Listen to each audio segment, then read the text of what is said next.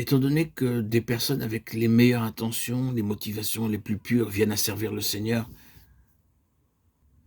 avec leur propre intelligence, leur propre force et leurs propres sentiments, voyez-vous quel ravage l'ennemi peut causer dans ce qui est appelé l'Église? Ils n'ont pas vu que Dieu a fermé la porte à l'ancienne création et que sa position est la suivante. Mon fils est le seul qui peut me satisfaire et me servir. Et si vous avez l'intention d'entrer à mon service, il devra être l'énergie, la vie, la sagesse de tout. Il doit être la réalité dominante, gouvernante en toutes choses. Il n'est pas question de vos impulsions, mais de ces exhortations pressantes et de ces directives par le Saint-Esprit.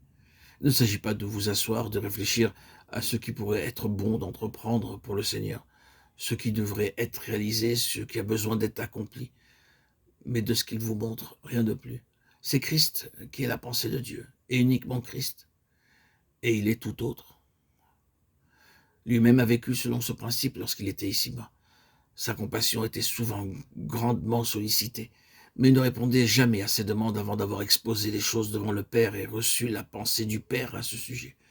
À plusieurs reprises, on faisait appel à son raisonnement sur certaines actions qu'il devait entreprendre. Il devait aller à la fête, c'était une chose évidente, tout le monde y allait. S'il ne s'y rendait pas, il s'exposait lui-même aux malentendus et aux mauvaises interprétations. Mon temps n'est pas encore venu, Jean 7,6, répondit-il.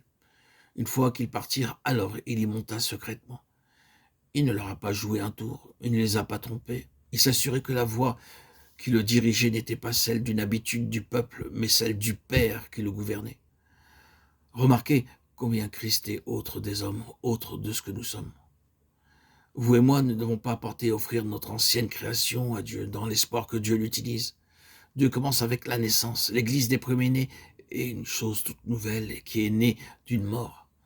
Cette mort est la mort d'une ancienne création, et la résurrection n'est pas une sorte de réanimation d'une ancienne création, mais la résurrection de quelque chose qui provient entièrement de Dieu.